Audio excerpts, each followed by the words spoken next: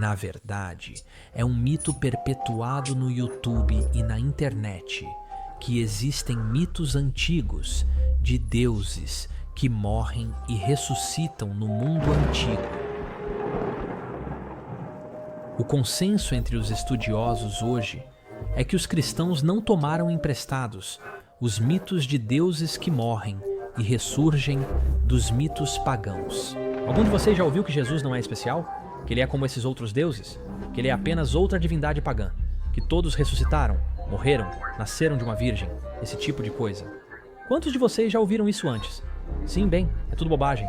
Então, às vezes, mencionam Dionísio e dizem que Dionísio transformou água em vinho. Sim, isso vem de um texto do 3º século.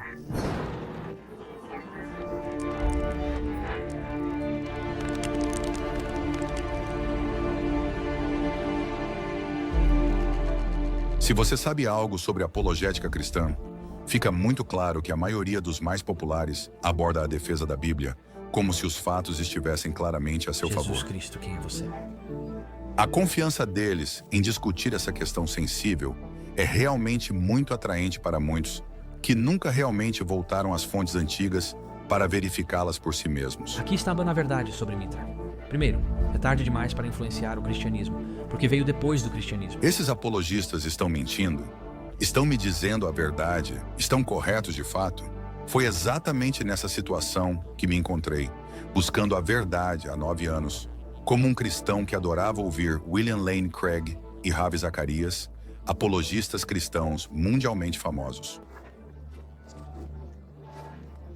De Jesus, Deus que fez a luz brilhar nas trevas, fez a sua luz brilhar em nossos corações, para nos dar a luz do conhecimento da glória de Deus na face de Cristo Jesus, nosso Senhor. Assim disse Paulo. Eu era um desses caras, como um apologista, que queria mudar o mundo, fazendo com que todos se tornassem cristãos. Agora é hora de viver para Ele, quando o sol liberta, usando minha paixão por defender minha fé. Sempre fui aquele cara que queria saber mais e ter um entendimento muito mais profundo. Mas mais importante, minha oração é um jovem cristão renascido, e eu me lembro de dizer isso o tempo todo. Senhor, dá-me a sabedoria de Salomão.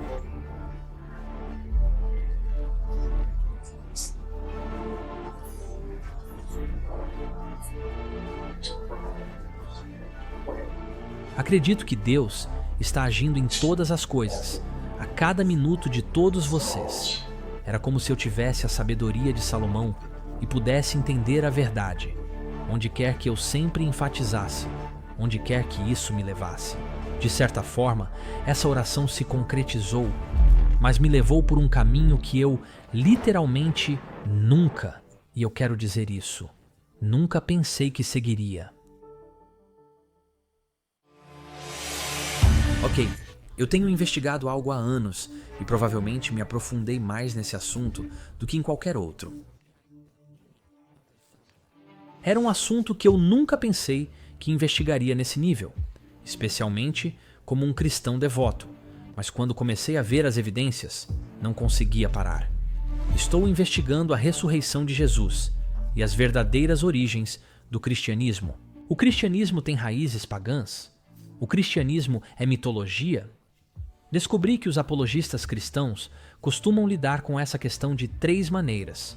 Primeiro, eles negam completamente quaisquer paralelos, empréstimos ou semelhanças com Jesus. E essas pessoas na internet que ainda estão promovendo isso, estão mais de 100 anos desatualizadas em relação à pesquisa acadêmica sobre este assunto. Em primeiro lugar, os paralelos se mostraram espúrios. Na verdade, não existem paralelos na mitologia antiga de divindades que morrem e ressuscitam. Eles admitem que os paralelos existem, mas Satanás, ou demônios, fizeram com que esses outros deuses e suas alegações se parecessem com Jesus. C.S. Lewis disse que, se a história do Evangelho for verdadeira, você esperaria ver reflexos pagãos dela. Em outras palavras, você esperaria ver contrafações espirituais. Você esperaria ver outras coisas. Religiões e crenças que tentam imitar isso. Mas isso só destacará as diferenças.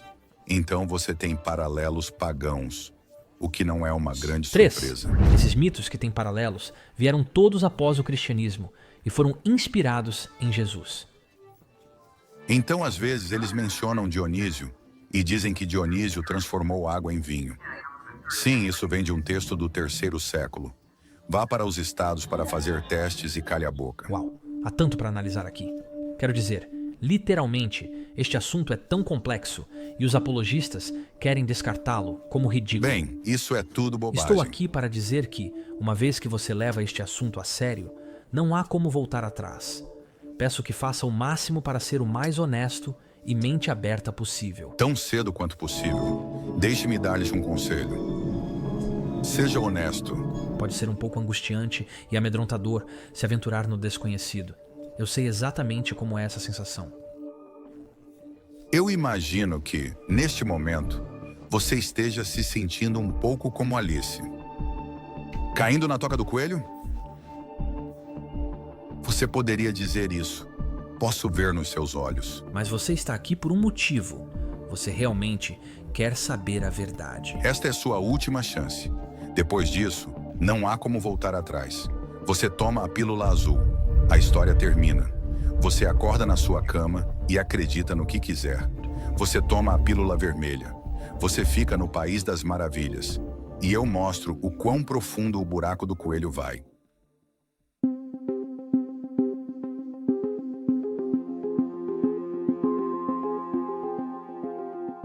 Tudo começou há anos atrás, quando eu estava navegando no YouTube e me deparei com um documentário chamado Zeitgeist.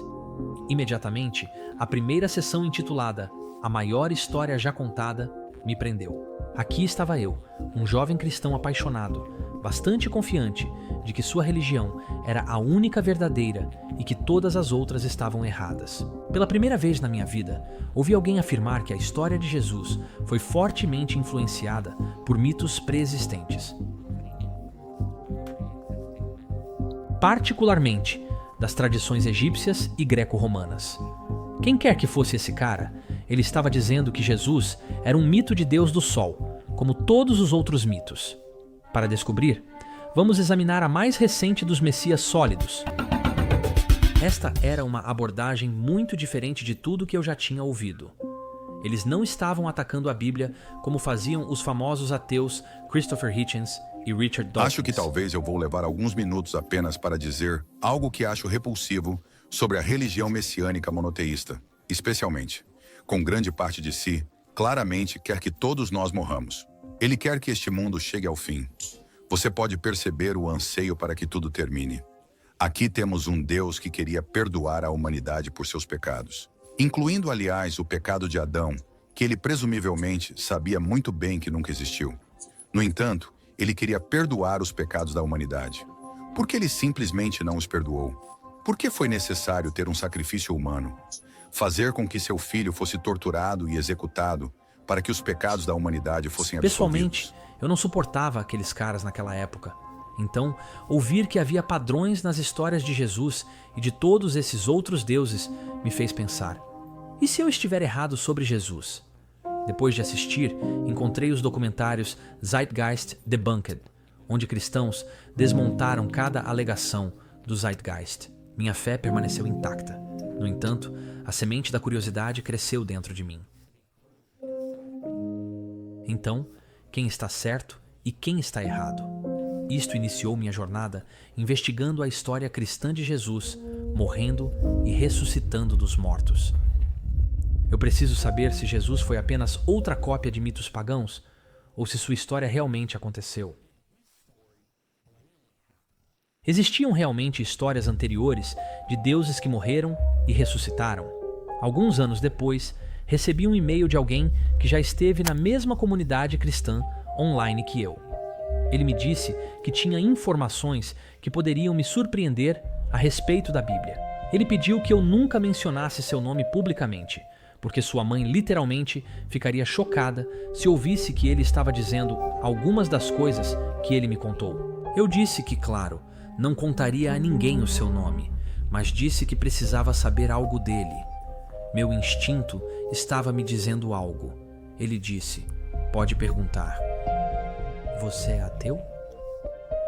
Sim, mas ele me disse que não se importava se eu acreditava em Deus. Ele apenas queria compartilhar informações que descobriu.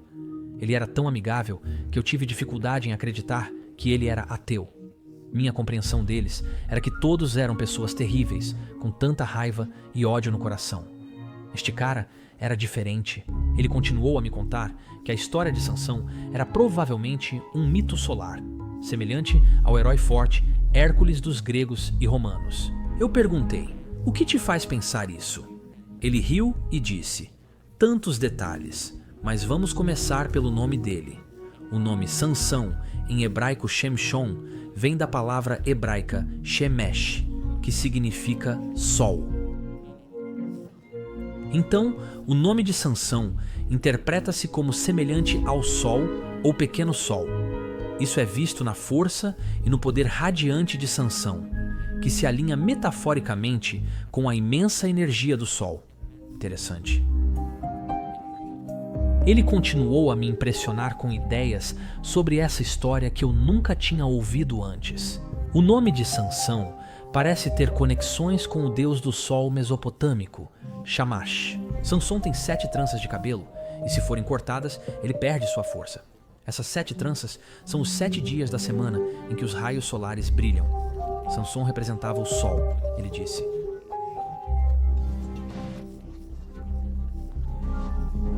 O pequeno sol, Sansão, enfrentou um leão, derrotando-o com as mãos nuas. O leão representa a constelação de Leão. O sol, Sansão, foi traído pela lua, Dalila, e a lua corta o cabelo do sol, causando um eclipse ou solstício de inverno.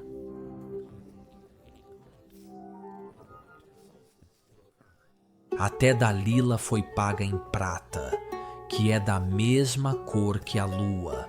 Isso tudo realmente despertou meu interesse em saber mais. Eu precisava conhecer mais sobre essa ideia. Era tão interessante começar a olhar fora da caixa estreita em que eu sempre pensava. Olha, eu ouvi apologética e ensinamentos de cristãos durante quase toda a minha vida e nunca ouvi nada sequer parecido com isso. Meu amigo me enviava vídeos com pessoas como Manly P. Hall, que era um místico que estudou mitos antigos no início do século XX. A verdade não é essencialmente um sistema ou uma escola. Mas como todos os antigos perceberam, a verdade é algo vivo. Também conhecida como D.M. Murdoch para mim. Ela disse muitas coisas que o filme Zeitgeist estava dizendo, e descobri que ela realmente contribuiu para esse filme. A única maneira de sustentar essa história, realmente, é tê-la em um vácuo. É remover toda a praticidade em torno disso, todas as outras culturas. Sério, você teria que ser absolutamente ignorante de toda a história, mitologia, cultura e língua da época para manter essa história.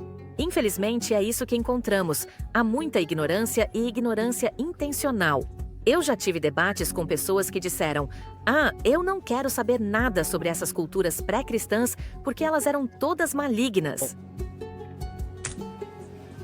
Não posso te dar nenhuma evidência nesse ponto. Você se fechou completamente. Não há como eu provar nada. Você não tem interesse em olhar para a cultura pré-cristã. Então, estamos em uma sinuca com isso. E sim, torna-se uma questão de fé. Eles não têm problema, é aquela exceção especial novamente. Podemos acreditar nisso sem uma prova sequer, porque é fé. Mas não podemos acreditar. Qualquer coisa que você tenha dito sem uma montanha de evidências que ainda assim rejeitaremos no final do dia. Então aqui estou eu, considerando a ideia de que Jesus fosse possivelmente um mito solar, baseado em mitos solares anteriores. Eu comecei este canal justamente inspirado por essas ideias. Quero dizer, Zeitgeist literalmente destaca o maior fenômeno natural da nossa experiência, o Sol. Mostra o quão importante ele é, sua importância com o tempo, a agricultura e a humanidade em geral. Parecia tão real que isso poderia ser algo verdadeiro, ou pelo menos havia algo verdadeiro nisso.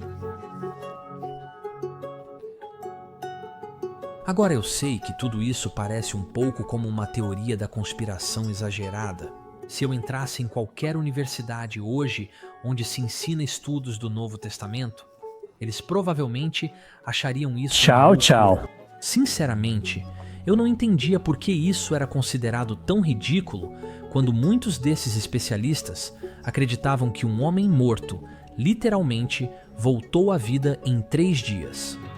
Quem é o ridículo? Fui rotulado como teórico da conspiração por alguns dos apologistas, que antes admirava por fatos sobre Jesus, ou seja, vi vídeos onde zombavam e eram condescendentes com pessoas como eu que pensavam que talvez Jesus fosse um mito completo. Isso foi realmente intrigante.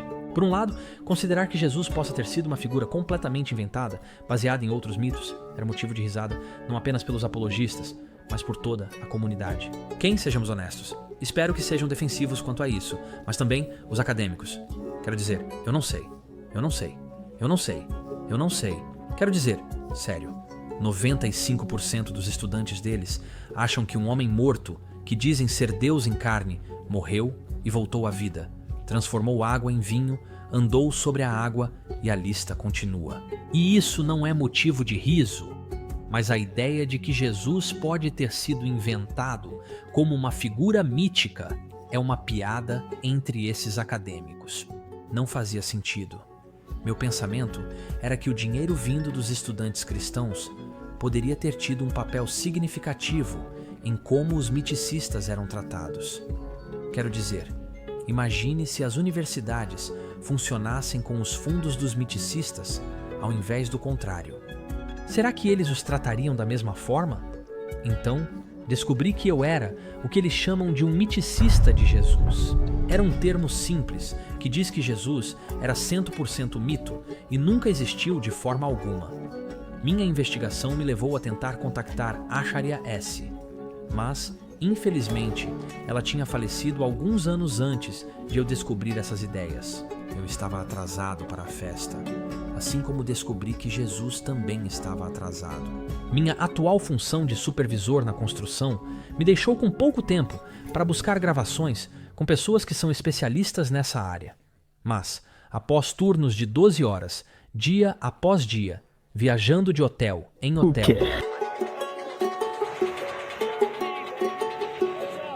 Obrigado por assistir.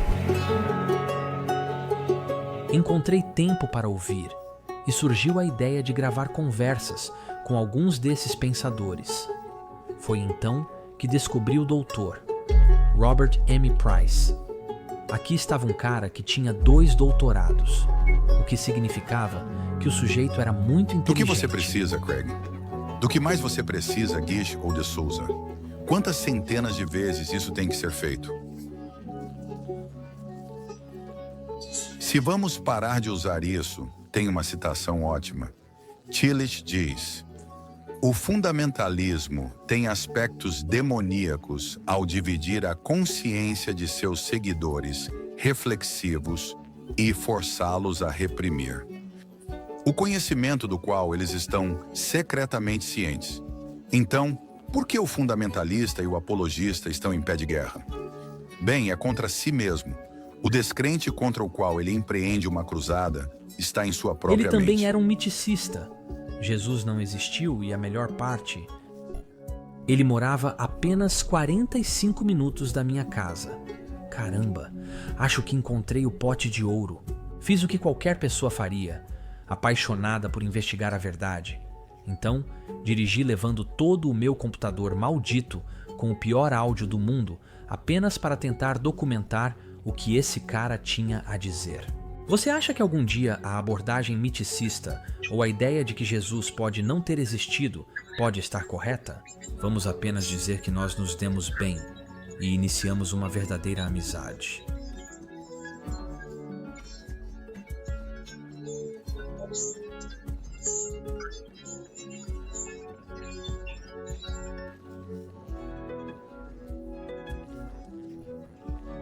Eu viajava regularmente para a casa dele e lia tudo o que podia dele e de qualquer pessoa que ele recomendasse. Aqui estava eu, sentado com um cara que tinha debatido com um dos meus apologistas favoritos, William Lane Craig, que eu admirava, sobre o próprio tema. Jesus de Nazaré ressuscitou dos mortos? O Dr. Craig frequentemente apela ao consenso dos estudiosos do Novo Testamento a favor de visões conservadoras. Em contraste, estou feliz em confessar que a opinião da maioria dos estudiosos não faz a menor diferença para mim. Na verdade, nos evangelhos, afinal, é o consenso dos estudiosos no Sinédrio que condena Jesus à morte. Anos antes disso, eu havia comprado todos os áudios e vídeos que pude encontrar online com Ravi Zacharias e William Lane Craig. Eu tinha uma paixão por defender minha fé cristã. Alguns anos depois, aqui estou eu sentado com um dos maiores céticos e opositores da fé cristã. Ele explicaria poeticamente que a história de Jesus não é nada original. Em sua visão, ela empresta muito de mitos pagãos anteriores, especialmente daqueles de deuses que morrem e ressuscitam, como Osíris, Dionísio e Mitra. Ele vê paralelos claros entre o nascimento virginal de Jesus, seus milagres e ressurreição com esses mitos mais antigos. Mesmo rituais como a Eucaristia e o batismo, Price diz, são meras tradições pagãs onde os seguidores simbolicamente consumiam seus deuses ou passavam por um renascimento através da água. Para Price, os primeiros cristãos adotaram esses conhecidos motivos mitológicos para criar uma narrativa que ressoasse com o mundo antigo, encaixando Jesus em uma estrutura que as pessoas já reconheciam. Pensei comigo mesmo, os cristãos nunca são informados sobre esse material. Isso é realmente escandaloso. Continuando minha investigação, descobri um excelente acadêmico, o Dr. Richard Carrier. Quando encontrei o Dr. Richard Carrier pela primeira vez, ele me pareceu familiar. Eu não tinha certeza de onde exatamente me lembrava de tê-lo visto, mas então me ocorreu. Na verdade, ele era um dos caras que debateu com William Lane Craig, muitos anos atrás, no vídeo dos apologistas cristãos, Linha de Fogo. Eu encomendei todos esses vídeos diferentes e estava assistindo a eles. Estamos ficando sem tempo, então como você responde ao que Bill acabou de dizer? Bem, rapidamente quero dizer, não temos nenhum relato de testemunha ocular do que os cristãos originais realmente viram, exceto de Paulo. E Paulo descreve isso de forma muito visionária, e ele não menciona nenhum outro tipo de aparição. Em Gálatas, ele diz que foi uma revelação de Jesus Cristo, que não foi um encontro com carne e osso. Ah, mas ele não diz isso, Richard. Diz? Quer dizer, ele diz que eu vi Jesus, nosso Senhor. São as mesmas palavras que Maria Madalena usa quando e ele chama isso de revelação. Ele usa a palavra revelação. Sim, é uma revelação, não é? Ele não diz que o conheceu. Você não pode equiparar isso a pescar, pode? Mas você não acha que ele encontrou tipo o São Tomé, que tocou o corpo físico de Jesus e mexeu nas feridas? Você realmente acha que isso é verdade? Ele também acabou debatendo com William Lane Craig em um debate formal. Então, aqui está mais um homem que debateu com um dos meus apologistas favoritos com quem estou conversando. E o mais surpreendente é que ele próprio escreveu um livro revisado por pares sobre a historicidade de Jesus, argumentando que Jesus provavelmente não existiu. Sua posição era que Jesus era mais provavelmente um mito do que uma pessoa histórica, mas ele destacou claramente que isso realmente não importava. Porque o personagem nas histórias dos evangelhos foi um personagem criado que, na verdade, não fez todas as coisas descritas nessas histórias. Nossa amizade gerou muitas gravações e Matt Vision estava a caminho de ganhar cada vez mais atenção. Esses dois pensadores realmente me incentivaram a ler amplamente. Por isso, serei eternamente grato. Conforme o tempo passou, consegui me conectar com muitos outros especialistas nos anos seguintes, e todos concordaram que muitas das histórias sobre Jesus foram completamente inventadas, mesmo que não acreditassem que Jesus fosse um mito completo. Esta era a dificuldade. Muitos desses estudiosos não miticistas apontaram que muito do que é dito por Jesus nos evangelhos não reflete realmente o que ele disse. Levei a sério os incontáveis argumentos acadêmicos sobre um Jesus histórico e me vi alternando entre as duas opções, a de um homem que existiu ou ser um completo mito sem base histórica. Minha posição atual é que provavelmente havia um homem por trás de tudo que gerou a mitologia conhecida como cristianismo, mas neste ponto Não coloque muita confiança em estar excessivamente seguro dessa posição, devido à natureza altamente mítica do material. O crítico inicial do cristianismo, Celso, também disse que os evangelhos eram mitos, embora ele achasse que havia um homem. Então aqui estou eu, anos depois, após conversar com inúmeros especialistas no mundo sobre assuntos relacionados à Bíblia, pronto para revelar minhas descobertas. Devo avisar que há tanta informação de apologética que hoje vou me concentrar apenas no material sobre o vinho de Dioniso. Confia em mim, vamos trazer novidades para William Lane Craig sobre deuses que morrem e ressurgem em um futuro vídeo. Nem preciso dizer, Dionísio é também um deus que morre. Mas isso terá que esperar. Todos, e eu quero dizer todos, veem as raízes judaicas nas origens do cristianismo. O Novo Testamento está repleto de citações das escrituras judaicas. Jesus era judeu, todos os seus discípulos eram judeus, e as primeiras cartas do Novo Testamento foram escritas por um homem chamado Paulo, que também era judeu. Os evangelhos mostram Jesus cumprindo profecias enquanto citam esses textos mais antigos, encaixando Jesus nas escrituras antigas. Muitos especialistas da Bíblia sugerem que os autores dos evangelhos usaram a Bíblia hebraica, na verdade, a Septuaginta, a LXX, como um livro de referência para criar a história de Jesus. Eles sugerem que muitas das histórias sobre Jesus foram completamente inventadas com base nas histórias de Moisés, Elias, Eliseu e outras figuras.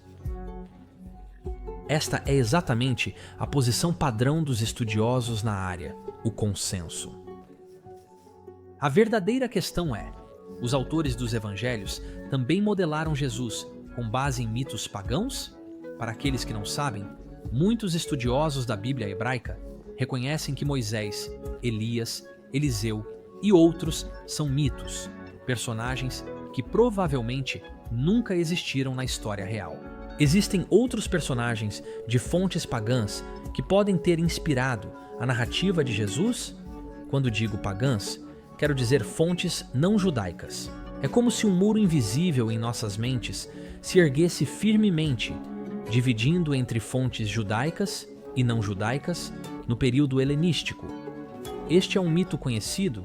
Sim, isso é um mito, reciclado por conjecturas acadêmicas ultrapassadas. Sabemos com certeza que os judeus estavam totalmente helenizados no primeiro século. Isso significa que as ideias, a cultura, a arte, a literatura, a filosofia e os deuses influenciaram o mundo judaico e vice-versa. Os gregos e judeus encontraram maneiras de sugerir que ambos vieram de uma ancestralidade comum e muitas vezes mantinham ideias sagradas que remontam às épocas mais antigas da história humana. Você pode ver isso facilmente com Fílon de Alexandria e Joséfo, mas não temos tempo para detalhar tudo isso aqui. Vamos apenas dizer que toda essa pesquisa histórica para realmente entender como era o mundo no qual essa literatura do Novo Testamento foi escrita, realmente me levou a uma jornada da qual ainda estou participando e duvido que a jornada algum dia terminará. Às vezes, ao relembrar, recordo-me de ter defendido Jesus a todo custo, chegando até a exagerar um pouco para manter a verdade sobre Jesus forte diante dos outros. Quando nos tornamos defensivos em relação às coisas que ocupam um lugar muito especial em nossos corações, estamos até dispostos a mentir, seja conscientemente ou inconscientemente. Nós praticamente faremos qualquer coisa para defender nossa causa. A analogia que eu daria é se alguém atacasse minha família de alguma forma. Pode apostar que eu ficarei na defensiva? Seja o ataque verdadeiro ou falso, os apologistas construíram uma reputação pública de serem faróis de luz em um mundo sombrio de falsidades, onde não apenas representam a si mesmos, mas também a Cristo. Eles não podem permitir derrota. Eu sei disso por experiência própria. Então, voltando às palavras de Michael Jones, às vezes eles mencionam Dionísio e dizem que Dionísio transformou água em vinho. Sim, isso vem de um texto do século III. Vá, estude, Teste. Cale a boca. Isso é verdade? Devemos simplesmente calar a boca? Para ser direto, é Michael quem deveria calar a boca. Não posso deixar de cutucar o Michael, porque sua ignorância é contagiosa. E este vídeo fez sucesso e recebeu tanta atenção que sei que muitos em sua audiência, que são como ovelhas, simplesmente engolem o que ele diz, como se ele tivesse completamente desmascarado a visão mitológica. Como eu, há 10 anos atrás, bebendo o que quer que William Lane Craig e outros me ofereciam, o público que ouve Jones quer que seja verdade. Eles não querem descobrir que sua tradição sagrada está profundamente endividada com outros deuses ou fontes não judaicas? Como profeta, posso prever que minhas evidências serão descartadas por Jones e outros apologistas de alguma maneira engenhosa. Mas, na verdade, Dionísio, o deus da folia, celebração, vida e vinho, realizou inúmeros milagres com vinho muito antes de Jesus aparecer. Ele não apenas precedeu Jesus nos milagres do vinho, mas foi o primeiro a chegar à festa de 6 de janeiro. Não aquele 6 de janeiro.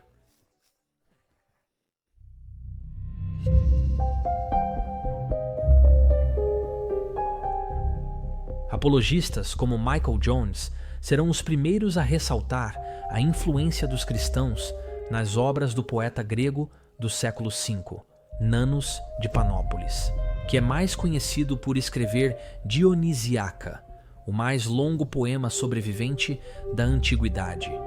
Com 48 livros, esse cara escreveu muito, com mais de 20.000 linhas. Este longo poema conta a história de Dionísio, o deus grego do vinho. Suas aventuras, incluindo sua campanha para a Índia, casos amorosos e triunfos. É repleto de descrições vívidas e mistura de mitologia, com uma narrativa épica. Nanos viveu numa época em que crenças pagãs e cristãs coexistiam, e ele também escreveu uma releitura poética do Evangelho de João, demonstrando interesse no cristianismo. Muitos estudiosos observaram as influências cristãs em Nanus, que Michael e outros apologistas cristãos vão apontar com confiança e celebrar, assim como eu. A confiança deles deve ser forte aqui, porque Nanos está escrevendo em um mundo cristão em constante crescimento, e seus escritos mostram consciência cristã. Eles podem ser justos e perceber as mesmas coisas acontecendo nos evangelhos, mas ao contrário. Fico curioso sobre o que esses apologistas farão quando usarmos uma máquina do tempo para voltar à época em que o cristianismo começou em um mundo dominado por gregos e romanos com seus deuses populares, como Dioniso. Eles dirão com confiança que Jesus é retratado como um novo Dionísio? Não. É claro que os evangelhos estavam apresentando Jesus como o melhor filho de Deus. O bom senso deveria nos levar a ver se havia outros filhos de Deus e quão populares eles eram no mundo em que o Novo Testamento foi escrito. Assim como faríamos para Nanos no 5º século depois de Cristo, especialmente já que o objetivo era atrair os gentios, também conhecidos como o mundo pagão. O fato é que o cristianismo foi influenciado pelos cultos mais populares do mundo daquela época. Por quê? Porque o cristianismo também era um culto, competindo em um mundo cheio de pessoas que acreditavam nesses outros deuses. Apologistas que negam isso estão negando o senso comum e precisam olhar as fontes antigas comigo. Nós lhe daremos provas incontestáveis de que Dionísio era o deus do vinho, que transformou água em vinho antes de Jesus e do Evangelho de João, que é um pouco posterior aos outros evangelhos. Dionísio saberia disso ao fazer com que seu Jesus realizasse isso como seu primeiro milagre. Estou realmente curioso para saber quão generosos os apologistas serão com as fontes que apresento neste vídeo, porque aqui estão os fatos. A evidência física mais antiga do Novo Testamento, até agora descoberta, é um fragmento do tamanho de um cartão de crédito, o Papiro 52. De qual evangelho? O Evangelho de João. O próprio evangelho onde Jesus realiza um milagre com vinho, imitando Dionísio. Este fragmento é datado aproximadamente do final do 2º século, possivelmente do início do 3º, segundo algumas das mais recentes pesquisas acadêmicas. No livro de Brent Nombre, God's Library, ele defende exatamente esse ponto. É estranho que Justino Mártir não faça referência a este evangelho ao apresentar seus argumentos sobre o Logos por volta de 155 a 165 d.C. Não se preocupe, os apologistas vão dissecar tudo isso para te confortar, afirmando que o Evangelho de João é de alguma forma um evangelho do início do 1º século e relata fatos sobre o que realmente aconteceu com Jesus e seus milagres únicos com vinho. Sabe de uma coisa? Sinceramente, eu realmente não me importo em me perder na distração desse vai e vem, e sim, é uma distração sobre a datação deste evangelho que sabemos não poder ser firmemente datada, porque vou trazer algo ainda melhor. Mostrarei a você fontes anteriores ao 1º século. Com Dionísio transformando água em vinho. Sim, isso é antes mesmo de Jesus existir, e haverá mais de uma fonte. Mas só para você saber, o Evangelho de João é geralmente datado de aproximadamente 100 anos depois de Cristo. No entanto, estudiosos mais críticos veem isso como provavelmente refletindo ideias posteriores, e pode ter sido elaborado por volta de 120 Anno Domini ou até mais tarde. Tenho fontes sobre Dionísio realizando milagres com vinho, especificamente transformando água em vinho, antes deste evangelho surgir. Isso deve levantar questionamentos sobre quem veio primeiro e inspirou quem. Espero que, no final disso, a evidência seja clara. Pensar que os evangelhos não estão retratando Jesus como um Deus melhor do que Dionísio, fazendo-o realizar atos divinos semelhantes, é como dizer que Nanos, do século V da era cristã, não está sendo influenciado pelas ideias cristãs. Deixe-me apresentar a você um dos maiores deuses a percorrer o mundo antigo, Dionísio. A menção mais antiga de Dionísio, sendo associado ao vinho, vem das tábuas em Linear B, que são registros antigos da civilização micênica por volta do século XIII antes da Era Comum. Essas tabuinhas encontradas em lugares como Pilos e Knossos mencionam um deus chamado Dionísio, que é uma versão inicial de Dionísio. O nome dele aparece ao lado de ofertas de vinho em Linear B, que conhecemos, V-I-N-H-O, desde a Idade do Bronze, o que desmentiu a noção de que ele foi incorporado ao panteão grego no final do século VII a.C. Avançando a partir do século XIII, cerca de 500 anos depois, por volta do século VII e VIII a.C., Hesíodo e Homero mencionaram Dionísio. Hesíodo menciona esse deus-homem como um dos muitos descendentes de Zeus e da princesa Semele, mas não dá descrição sobre vinho.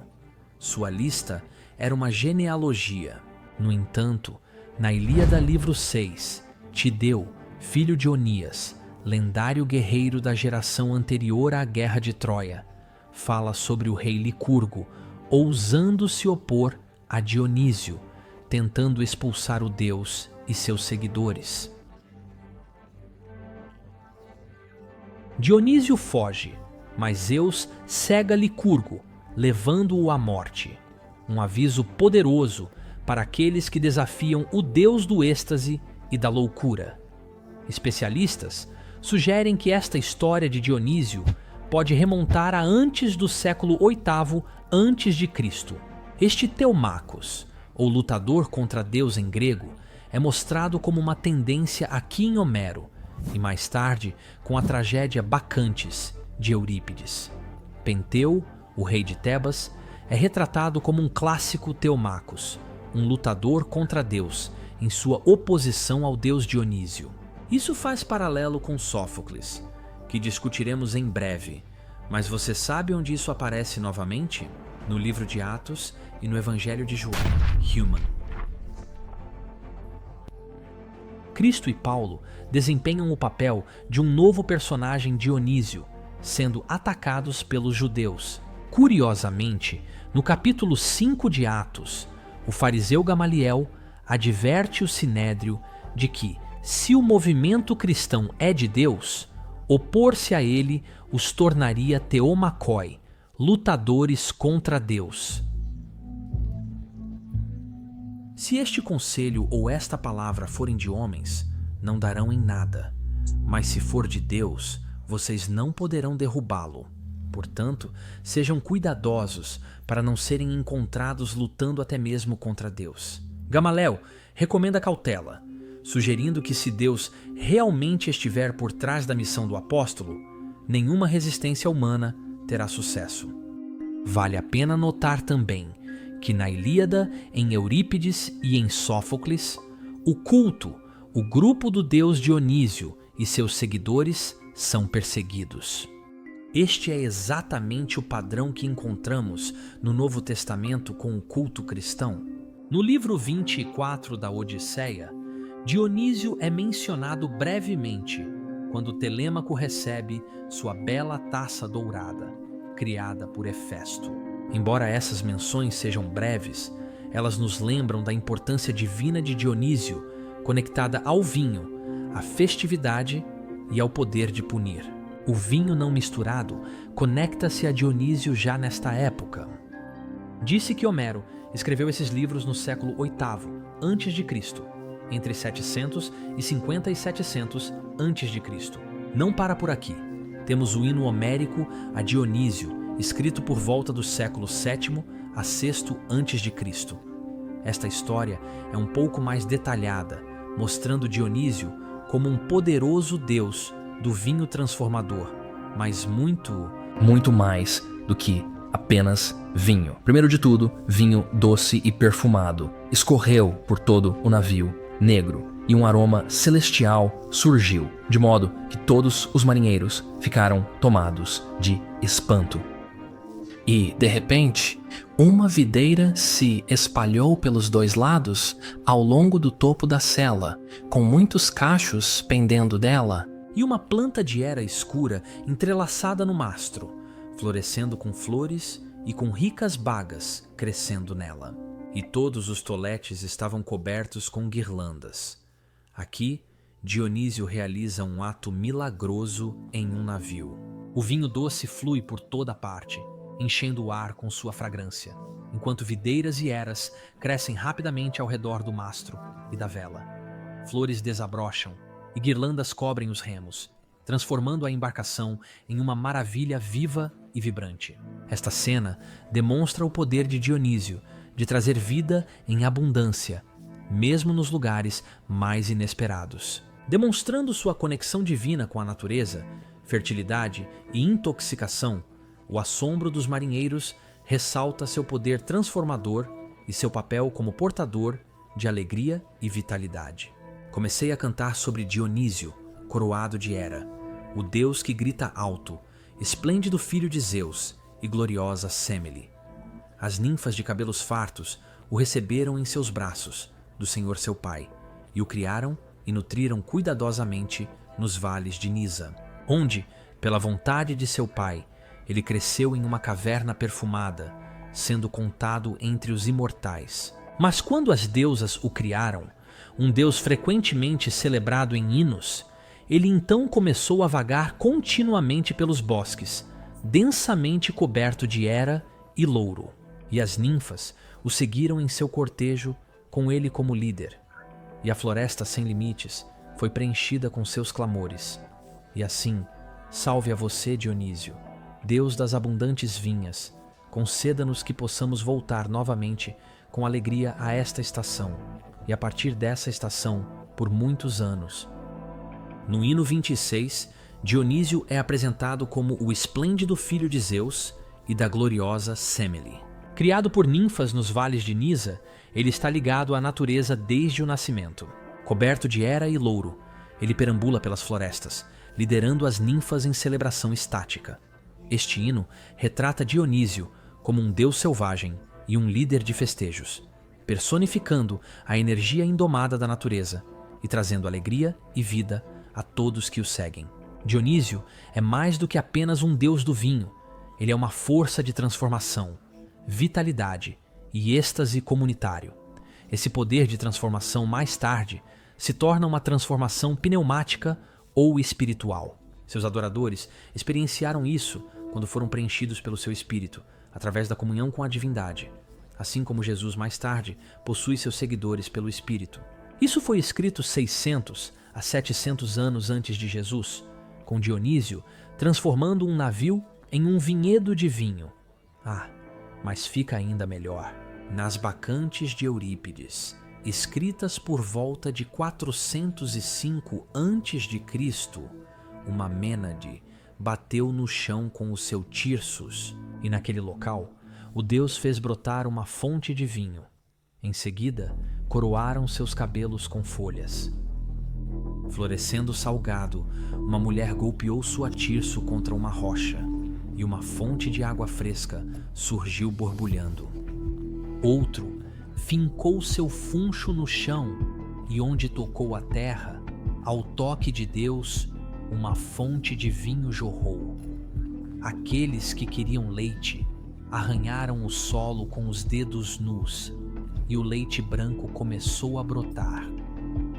Aqui, Dionísio produz água, vinho e leite da terra, assim como Yahvé teria abençoado a terra de Canaã com leite e mel fluindo.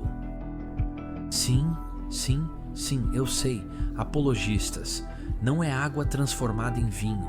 Não vá a lugar nenhum, porque vamos chegar lá. Você sabe, já no início do 2º século depois de Cristo, as pessoas já percebiam como o Evangelho de João paralelava a história de Dionísio e as Bacantes de Eurípides. Orígenes, um conhecido estudioso cristão, apontou que Celsus, ou Celsus, depende de como você quer pronunciar o nome dele.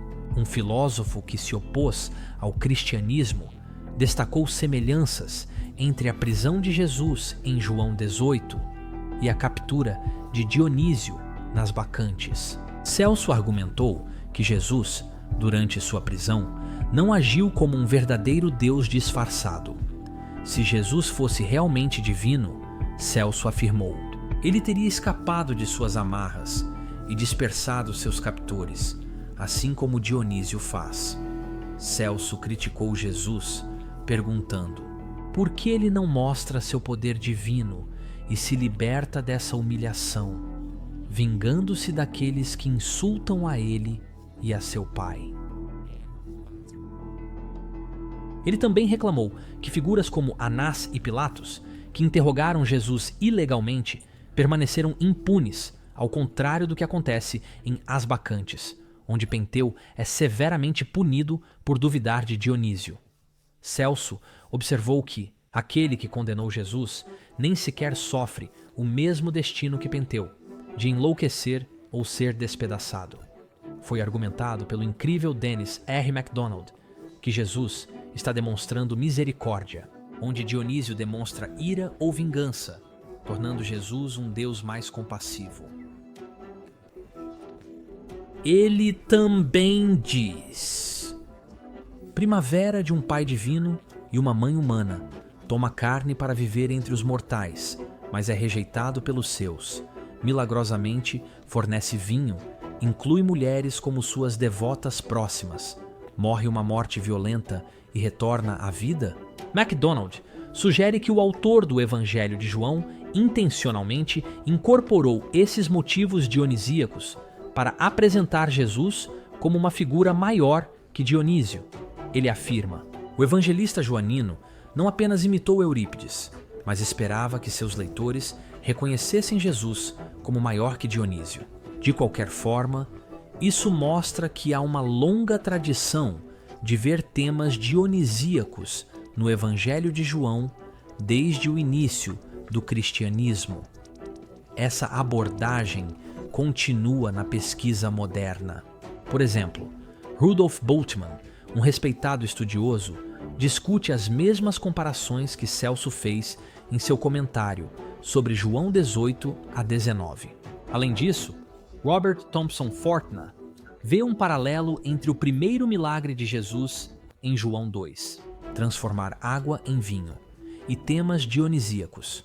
Fortna escreve que o milagre de transformar água em vinho é um relato lendário que se assemelha aos feitos dos deuses nas tradições gregas. Especificamente, Dionísio, que é anterior ao Evangelho.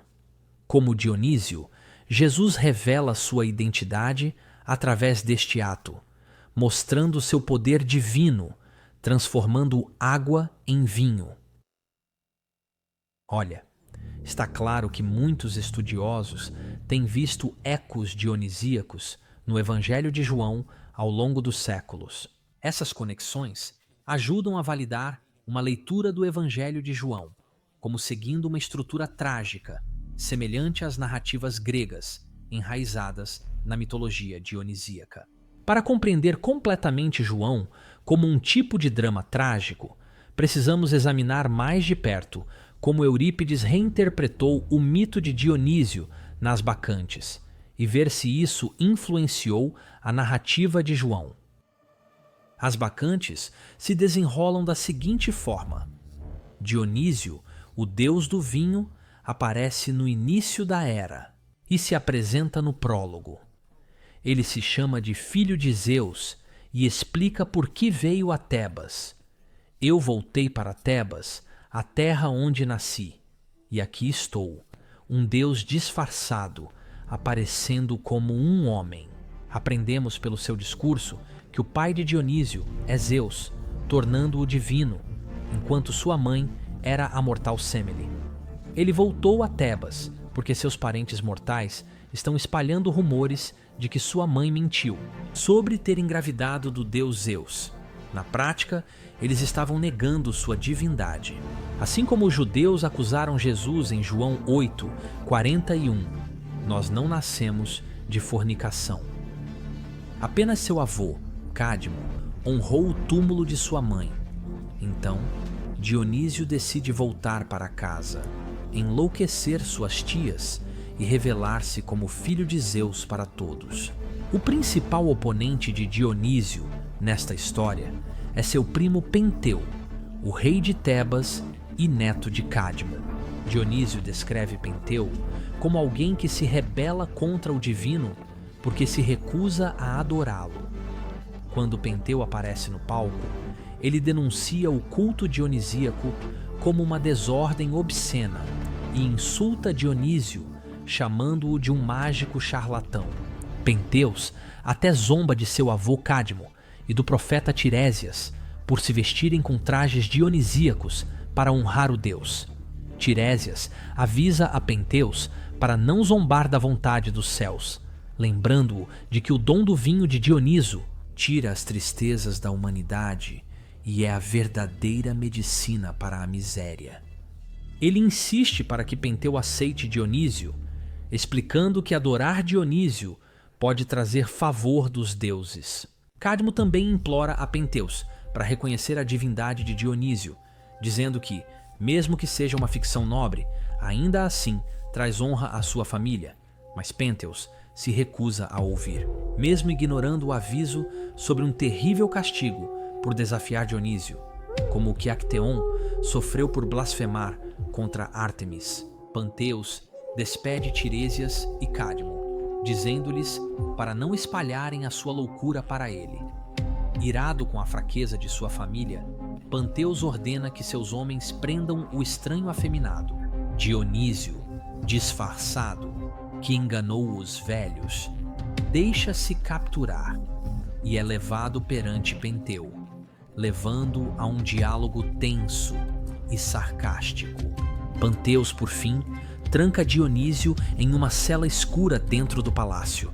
No entanto, Penteus subestimou seu prisioneiro. Dionísio destrói o palácio com um terremoto e escapa ileso. Nesse ponto, um mensageiro relata a Penteus sobre as festas selvagens das mulheres, incluindo a mãe de Penteus, Agave, nas montanhas.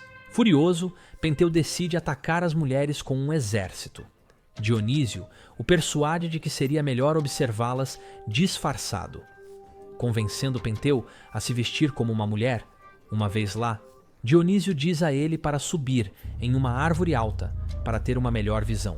Mas as mulheres o avistam e, em sua loucura, o dilaceram, acreditando que ele é um animal selvagem. A própria Agave leva a cabeça de Panteus de volta a Tebas, percebendo o horror de suas ações apenas quando sua loucura se dissolve. No final, Dionísio pune todos que se opuseram a ele, restabelecendo sua divindade. Quando examinamos as bacantes, podemos ver semelhanças estruturais e temáticas com o Evangelho de João, mas também o livro de Atos. Vamos nos concentrar apenas no Evangelho de João, sugerindo que João pode ter se inspirado nessa história dionisíaca. Aqui estão alguns dos paralelos gerais. Primeira rejeição pela família. Em ambas as histórias, uma figura divina retorna para casa, mas é rejeitada por sua família. Em João, Jesus veio para os seus, e eles não o receberam. 2. Já no Bacchae, Dionísio retorna a Tessalônica, Tebas, e é desprezado por seus parentes mortais. 2. Divindade não reconhecida. Dionísio e Jesus veem ambos como deuses disfarçados, reconhecidos por aqueles ao seu redor. Dionísio chega a Tebas como um estranho misterioso, enquanto Jesus é repetidamente mal compreendido. 3. Vinho e salvação. Dionísio traz vinho como remédio para a miséria, para aliviar o sofrimento humano, enquanto Jesus oferece um vinho como seu sangue, prometendo vida espiritual. Capítulo 2. Com o milagre de transformar água em vinho, e João 6 com referências ao seu sangue. 4. Falha ao ressuscitar. Reconhecer o parentesco. Em ambas as histórias, a tragédia central reside no fracasso dos antagonistas. Reconhecer uma conexão familiar com a figura divina. Nas bacantes, Penteu não percebe que, como neto de Cádimo, pai de Semele, ele é, de certa forma, um irmão de Dionísio, o deus homem. De forma semelhante, em João, os líderes judeus como antagonistas e Jesus, o protagonista, compartilham o mesmo pai no céu. Isso os torna irmãos em um sentido espiritual, mas, ao contrário da relação única e completa de Jesus com o Pai, a conexão deles permanece não realizada. 5. Humilhação e morte em uma árvore. Tanto Dionísio quanto Jesus passam por zombarias e são erguidos. Penteu é humilhado, veste-se com roupas femininas e, por fim, é morto em uma árvore. Enquanto Jesus é zombado, vestido com um manto, coroado de espinhos e levantado numa cruz, uma árvore. 6. Mulheres fiéis. As mulheres desempenham um papel central como verdadeiras adoradoras da divindade em ambas as histórias. Em João, mulheres devotas como Maria estão na cruz, enquanto nas bacantes, as mulheres bacantes adoram Dionísio com a maior devoção. 7. Inimigos. Tentam capturar a divindade. Ambas as histórias envolvem lutadores contra deuses, os Amakoi, exatamente do que eu falei antes, que tentaram aprisionar a divindade, mas fracassaram, levando, em última análise, à sua própria queda.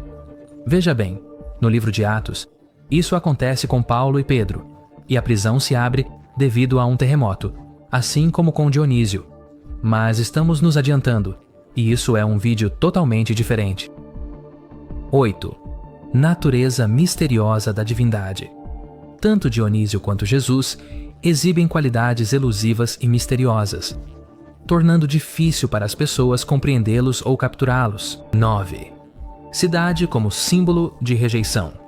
A cidade representa a religião estabelecida e a resistência a novas verdades espirituais. Na Bacantes, Tebas é onde Dionísio é confrontado por Penteus, enquanto em João, Jerusalém se torna o centro de resistência à mensagem de Jesus.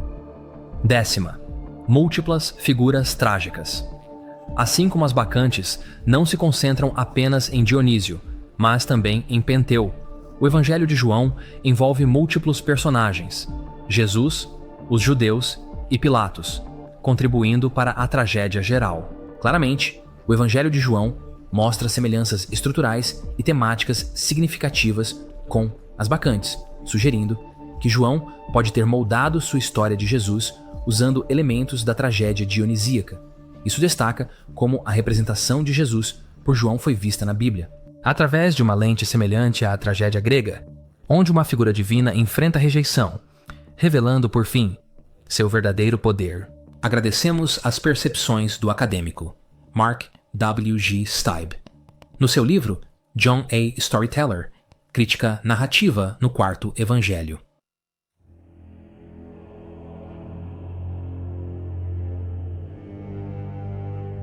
Agora, vamos conferir Sófocles. Um dos maiores tragediógrafos gregos antigos, escreveu Antígona por volta de 441 anos antes de Cristo, muito antes de Jesus, e aproximadamente na mesma época de Eurípides. E, nesta peça poderosa, ele nos oferece um vislumbre de Dionísio, que vai muito além do deus do vinho e da festividade.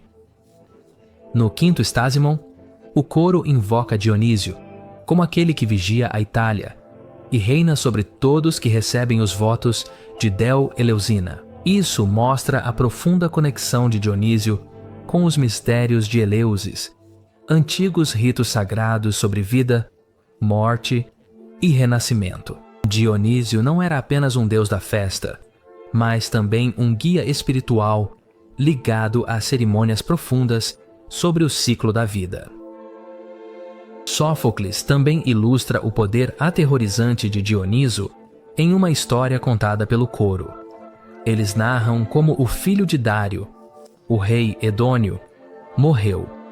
Para zombar da autoridade de Dionísio, como punição, Dionísio aprisionou-o em uma caverna rochosa, forçando o rei a experimentar em primeira mão a ira de um deus. O filho de Andrius, o rei Edônio, rápido em irar-se, foi domado como recompensa por seus insultos frenéticos, quando, pela vontade de Dioniso, ele foi trancado em uma prisão rochosa. Afastado, aquele homem veio a conhecer o Deus que, em seu frenesi, ele havia provocado com zombaria, pois ele procurou reprimir as mulheres inspiradas por Deus e o fogo bacanal, e irritou as musas que amavam a flauta. Sófocles, Antígona, linhas 955 a 965. Está claro que desafiar Dionísio não era uma opção. Ele conseguia domar até os mais desafiadores, deixando clara a futilidade de resistir aos seus seguidores divinos. Este tema de punição divina aparece mais tarde na literatura cristã. Com os judeus rejeitando Cristo como o Filho de Deus, eles encontram sua ruína na guerra romano-judaica. Ou como observado em Homero há muito tempo, a perseguição dos seguidores de Dionísio ecoa o livro dos Atos, que Eurípides e Sófocles refletiram muito antes dos cristãos sonharem com narrativas de perseguição. Essas referências deixam claro que Dionísio era muito mais do que uma divindade despreocupada de festividades. Sófocles o apresenta como um deus de imenso poder cósmico, capaz de iniciar seguidores em mistérios profundos e punir aqueles que desafiaram sua autoridade. Dionísio era uma força a ser reconhecida, um ser divino, cuja influência se estendia da vida à morte, tocando cada parte da existência com seu poder. Encontramos até folhas de ouro do século V a.C.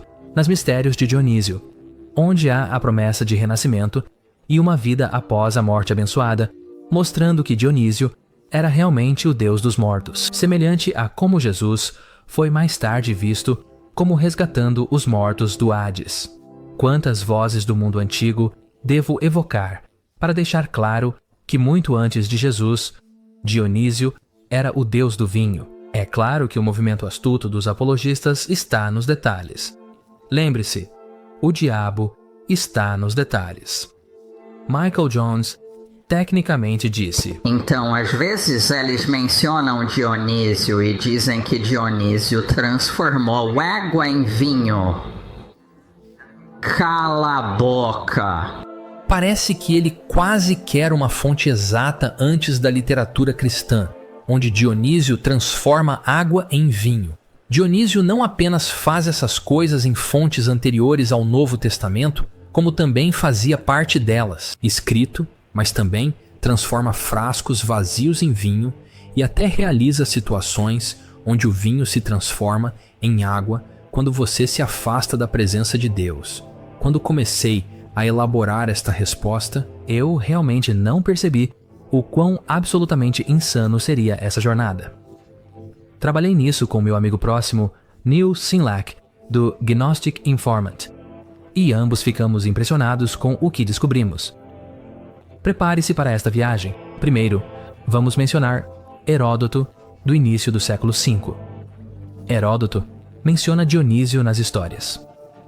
Especificamente no livro 2, Heródoto faz um paralelo entre o deus grego Dionísio e o deus egípcio Osíris, particularmente em termos de sua associação com o vinho e rituais. Ele também menciona os etíopes, que viviam na região de Nisa, afirmando que realizavam festivais em honra a Dionísio. Temos outro relato muito poderoso sobre Dionísio e o vinho por Teocampo, que foi preservado nos escritos de Ateneu. Teopompo escreveu entre 380 e 320 anos antes de Cristo, embora seus escritos apareçam na obra de Ateneu. Ateneu escreveu o Diapnófisis no final do segundo século ao início do terceiro século depois de Cristo, aproximadamente entre 170 e 230 anos depois de Cristo. Ele era um retórico e gramático grego de Necrótis, Egito. Seu trabalho é uma extensa compilação de discussões realizadas durante um banquete, abordando uma ampla variedade de assuntos, incluindo comida, literatura, história e mitologia, e preservando numerosos fragmentos de autores mais antigos. O trabalho dele é extremamente importante para conhecer fontes mais antigas e muitos temas. Aqui está o conto de Teopompos. Teopompos de Quios diz que a videira é encontrada em Olímpia, perto do Alfeu, e há um lugar a cerca de 8 estádios de Elis, onde os nativos, na época dos jogos dionisíacos, fecham 3 vasos de bronze vazios e os selam na presença de todas as pessoas ao redor, e em um momento subsequente eles os abrem e os encontram cheios de vinho, novamente cheios de vinho, novamente. Dionísio enche milagrosamente 3 jarros vazios com vinho. Somente um deus pode fazer tais coisas. Aqui, a fonte continua mencionando Helênicos e Dion. Meu ponto é que, embora este autor esteja escrevendo no final do segundo e início do terceiro século depois de Cristo, ele está claramente se baseando em fontes muito anteriores.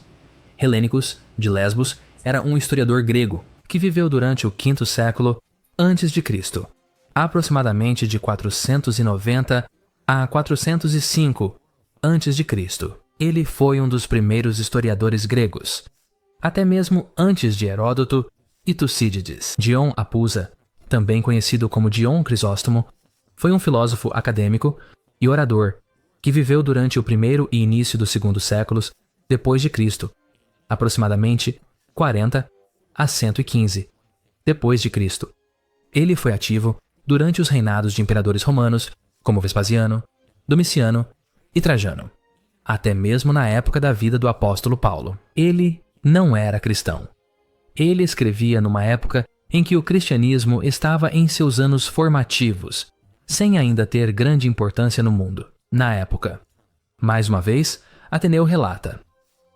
E Sosíbio, o lacedemônio, após afirmar que a figueira foi a descoberta de Baco, diz que por este motivo, os lacedemônios adoravam Baco Succites.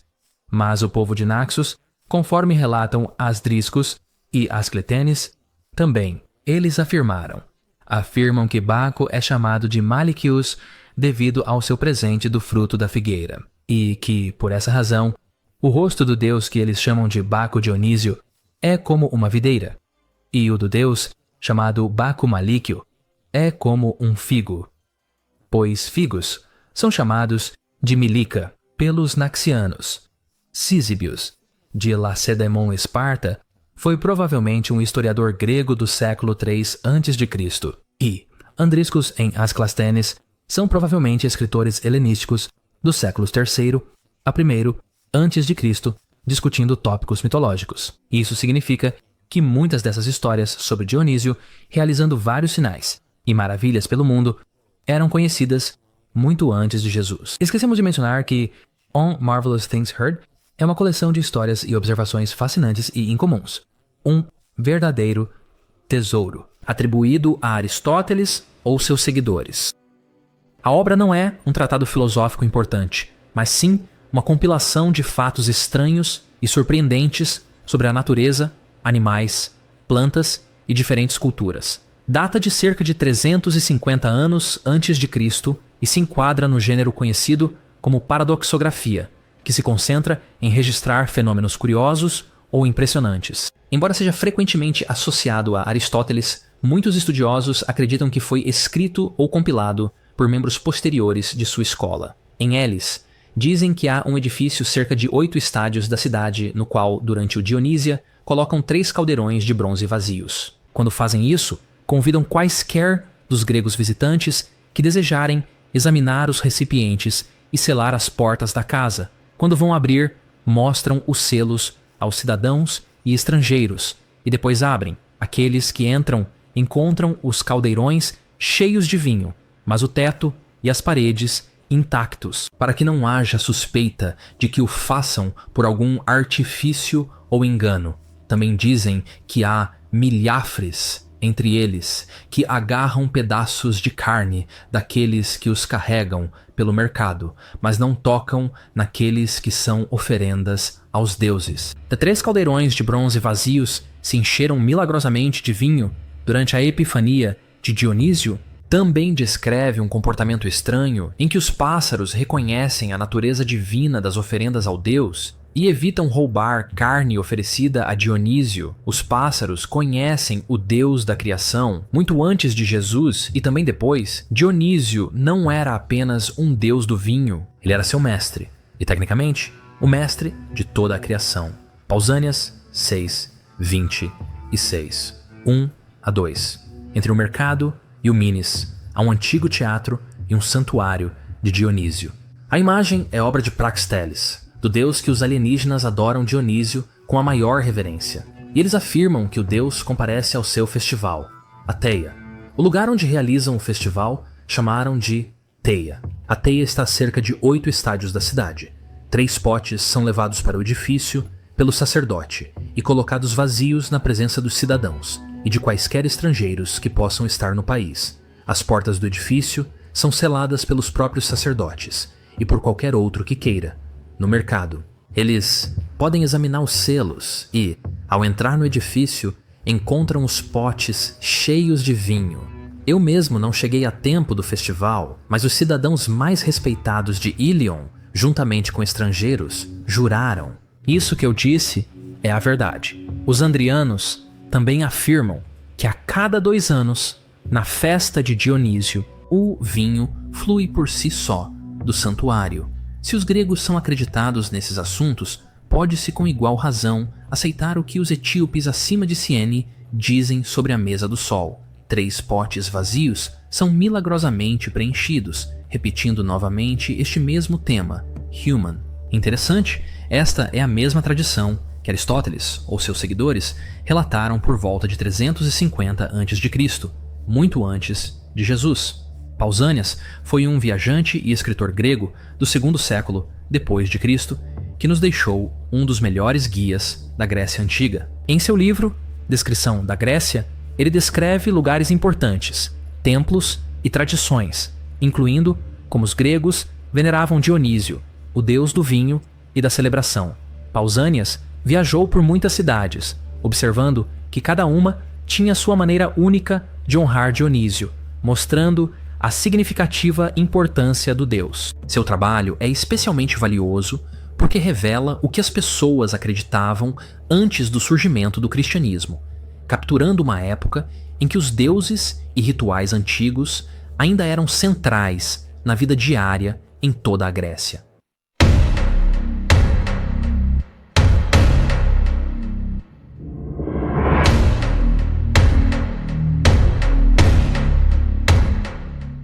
Michael Jones afirmou que o relato mais antigo de Dionísio transformando água em vinho é um texto do 3º século, que é posterior ao Novo Testamento. Aqui é onde ele será provado errado. Mas estou realmente curioso para saber que tipo de ilusão mágica ele vai realizar para escapar dessa. Primeiro, devemos reconhecer que os escritos de Ateneu, entre 170 e 230 d.C., literalmente citam obras dos séculos anteriores a Jesus, bem nos séculos III, IV e até V antes de Cristo. Mas adivinhe só, nós nem precisamos usar uma fonte do 3º século. É claro que textos do 3º século d.C. têm Dionísio fazendo milagres com vinho, porque a tradição desse deus realizando maravilhas miraculosas com vinho e natureza remonta à Grécia clássica e até mesmo a um passado mais profundo. O que precisamos são milagres de transformar água em vinho que indiquem claramente que esse tipo específico de milagre aconteceu antes de Jesus. Se pudermos mostrar fontes que indiquem essa ordem e detalhe exatos, eu me pergunto qual será a próxima desculpa que teremos. Deixe-me explicar isso para que ninguém perca. Plínio, o Velho, foi um naturalista, filósofo e oficial militar romano que viveu de 23 a 79 d.C., exatamente na mesma época do apóstolo Paulo. Ele era tecnicamente politeísta. Seus escritos refletem uma visão de mundo influenciada pelo pensamento tradicional romano e helenístico. A História Natural, sua famosa obra enciclopédica, baseia-se no conhecimento clássico e nos costumes religiosos romanos, sem referência ao cristianismo. Na verdade, o sobrinho de Plínio, Plínio, o jovem que viveu de 61 a 113 d.C., teve uma interação posterior com o cristianismo. Por volta do ano 112 d.C., Plínio, o jovem, era um governador romano e escreveu ao imperador Trajano pedindo conselhos sobre como lidar com os cristãos em sua jurisdição. Sua carta é um dos primeiros documentos romanos a mencionar explicitamente cristãos, sugerindo que o cristianismo havia se tornado mais visível após a época de Plínio, o Velho. A História Natural de Plínio, o Velho, escrita entre 77 e 79 d.C., antes de sua morte, é uma abrangente pesquisa de conhecimento da Grécia e Roma antigas, cobrindo de plantas e animais a terras distantes e peculiaridades culturais. Baseando-se nas obras de Aristóteles, Estrabão, Varrão e outros, Plínio mistura a ciência grega, a agricultura romana e relatos de viajantes para criar um quadro abrangente deste mundo. Sua curiosidade não se limitou à ciência, ele também se aprofunda em mitos, como histórias de Dionísio e fontes milagrosas, mostrando sua fascinação tanto por maravilhas terrenas quanto por mistérios divinos. A cuidadosa investigação e ceticismo de Plínio fizeram de seu trabalho um guia confiável para o conhecimento e as lendas do mundo antigo. Ele escreveu isso com absolutamente nenhuma influência do cristianismo. Ninguém que se preze acha que esse cara usou fontes cristãs. Pelo amor de Deus, seu sobrinho nem sequer tinha ouvido falar desses cristãos quando lidava com eles. Meu ponto é que Plínio, o Velho, está se baseando em fontes muito mais antigas e contemporâneas daquele tempo do 1º século. Se é para suas reflexões, ele tem uma mensagem para Michael Jones e qualquer um que esteja divulgando a falsa afirmação de que Dionísio nunca transformou água em vinho antes do cristianismo.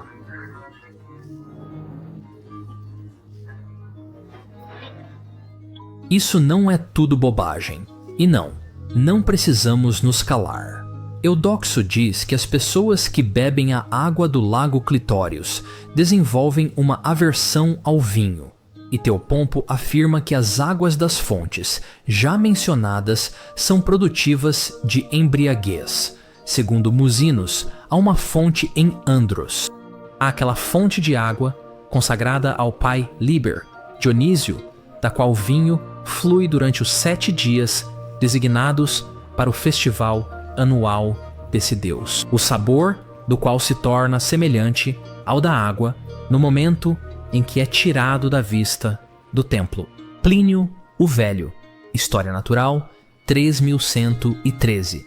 Você notou que Plínio menciona uma fonte estranha em Andros, onde, durante a festa do deus, a água tinha um gosto inconfundível de vinho, o sabor do qual se torna semelhante ao da água, no momento em que é retirado da vista do templo. Plínio 3, 1113. Em certos períodos do ano, especificamente de 5 a 7 de janeiro. A água se transforma em vinho durante 7 dias todos os anos durante o festival da Epifania de Dionísio. E se você levar esse vinho dessa fonte para fora da vista do templo, onde a presença do Deus estava localizada, o vinho se tornaria água. Honestamente, isso não pode ser mais óbvio do que Dionísio transformar uma fonte de água todo ano. Ela flui com água o ano todo. É isso que ela faz. Mas por 7 dias do ano, transforma essa água em vinho. E quando você sai do local do templo com o vinho, ele se transforma novamente em água. Isto está explicitamente dizendo que uma fonte em Andros, que corria com água, foi transformada em vinho durante 7 dias do ano. Água em vinho? Olá! Mucinos, que foi 3 vezes cônsul de Vespasiano, um sujeito bem importante e poderoso, e sua ascensão à fama no ano dos 4 imperadores também confirmou isso. É acreditado por Mucino, que foi 3 vezes cônsul, que a água fluindo de uma fonte no templo de Pai Liber, título de Dionísio em latim, na ilha de Andros, sempre tem o sabor de vinho nas nones, de Jano, de 5 a 7 de janeiro. O dia é chamado de Dia do Presente de Deus. Teodósia, Plínio o Velho, História Natural, livro 2, 231. Santo Deus. A história da fonte de Andros, dedicada a Dionísio, ou Liber em termos romanos, vem de Usanus, um historiador romano e contemporâneo de Plínio no 1º século depois de Cristo. Essas histórias claramente se estendem bem para o passado desde o seu tempo no 1º século. Para os antigos gregos, esses festivais não eram meras lendas, eram um testemunho de um deus cujos milagres fluíam livremente, intoxicando mentes e espíritos muito antes de o cristianismo chegar com suas próprias histórias de banquetes miraculosos. Dionísio era e permanecia um deus, o deus supremo da vinha. Quero que note os dias 5 a 7 de janeiro, que é um dia especial chamado Dia do Presente de Deus Teodósia. Isso é realmente importante à medida que entendemos mais tarde o que os cristãos fazem exatamente com esse mesmo período. No templo de Dionísio, na cidade de Teos, ocorreu um milagre que ressoaria através dos séculos. Todos os anos, em dias específicos, uma fonte no templo não produzia água, mas vinho, com um aroma sem igual. Esta maravilha divina não era uma simples transformação, era prova para o povo de Teos de que o próprio Dionísio estava entre eles. Da mesma forma que o primeiro ato mostrando que Jesus era divino foi a epifania da transformação de água em vinho. Diodorus Siculus, por volta de 50 anos antes de Cristo, bem antes de Jesus e especialmente dos evangelhos, escreve: agora, esses relatos do nascimento de Dioniso são geralmente aceitos pelos escritores antigos, mas reivindicações rivais são levantadas por várias cidades gregas sobre terem sido o local de seu nascimento. O povo de Elis e Naxos, por exemplo, e os habitantes de Eleutéria e Teos e vários outros povos afirmam que ele nasceu em suas cidades. Os teúns apresentam como prova que o deus nasceu em Elis. Nascida entre eles, o fato de que ainda hoje, em horários fixos na cidade deles, uma fonte de vinho de fragrância incomumente doce flui por conta própria da terra. E quanto aos povos de outras cidades, em alguns casos, eles apontam um terreno que é sagrado a Dionísio.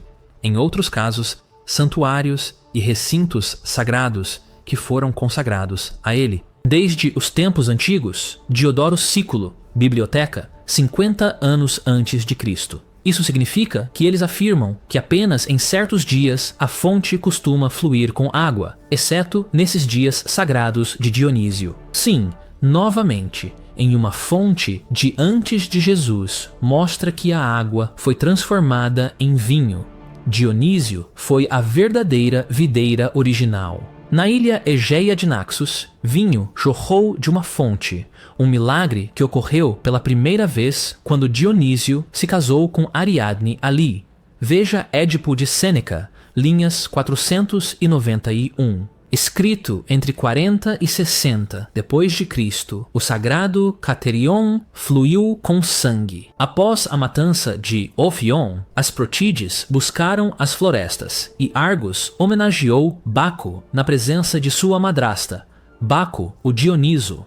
Naxos, adornada pelo mar Egeu, deu a virgem abandonada ao leito conjugal, compensando a perda com um marido melhor. O fluxo do Noctilião fluía da pedra-pome seca, riachos murmurantes cortavam a grama, e as terras altas beberam os doces sucos, fontes puras de leite branco e tomilho lésbio misturados com as ervas fragrantes. A nova noiva é conduzida aos vastos céus. Febo canta o hino solene, com seus cabelos caindo sobre os ombros, e cupidos gêmeos agitam suas tochas. Júpiter depôs sua arma flamejante e abominou o relâmpago. Com a chegada de Baco, enquanto as brilhantes estrelas do antigo universo seguirem seu curso, enquanto o oceano envolver o mundo fechado com ondas, enquanto a lua cheia reunir as luzes dispersas, enquanto Lúcifer pronunciar o amanhecer e o final do dia, Gui profundo azul.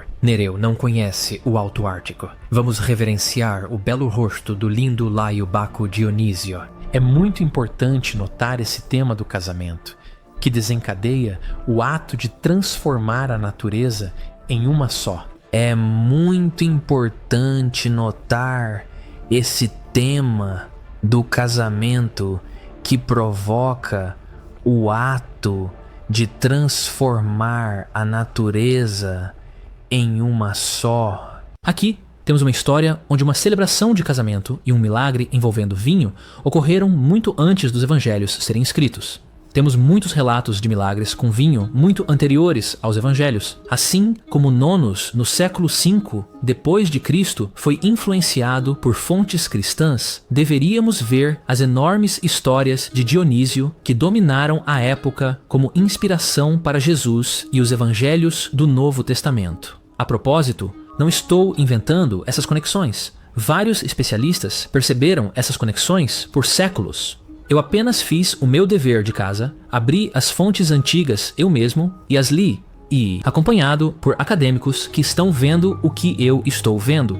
Plutarco, um historiador e filósofo grego, viveu de 46 a 120 depois de Cristo e escreveu durante o final do primeiro e segundo séculos depois de Cristo. Ele viveu na mesma época que Paulo. Ele era o que você chamaria de um pensador e escritor de elite, cujo trabalho teria sido do mais alto padrão naquela época. Em sua obra, ele descreve uma fonte extraordinária perto de Tebas, chamada Sisusa, vinculada a Dionísio desde a infância do deus. De acordo com a lenda, as amas de Dionísio banharam-no nesta fonte logo após seu nascimento, e as águas assumiram uma natureza milagrosa. Mas aqueles dos tebanos que haviam permanecido do lado de fora, tomando a cidade à sua esquerda, avançaram sobre a retaguarda de seu inimigo na fonte chamada Sisusa. Aqui, segundo a história, as suas amas banharam o infante Dionísio após o seu nascimento, pois a água tem a cor e o brilho do vinho, é clara e muito agradável ao paladar. Lisander 28.4. A água não apenas cintilava como vinho, compartilhava sua fragrância e sabor, mostrando a influência divina de Dionísio. Este mito em que Dionísio transforma água comum em algo que se assemelha a vinho destaca seu poder de alterar a natureza e trazer alegria e abundância. Mesmo como um bebê, Dionísio demonstra sua conexão mística com a riqueza e a celebração da vida, realmente mostrando seu poder, assim como Jesus. O que os apologistas dirão agora? Bem, esse milagre do vinho não aconteceu em um casamento em Canaã, com 6 jarros de água depois que a festa bebeu todo o vinho que tinham, guardando o melhor para o final. Derek, me mostre esse mito exato antes de Jesus. Isso é hilário. Nem mesmo os reescritos de Moisés em Jesus são críveis. O padrão deles é absurdo e deveria ser abandonado como uma festa após as 2 da manhã. Não explorei as várias fontes de festivais de casamento, de fertilidade e de celebrações realizadas com ritos dionisíacos, o que exige uma investigação mais aprofundada, e acredite, isso será feito detalhadamente no futuro, mas por agora.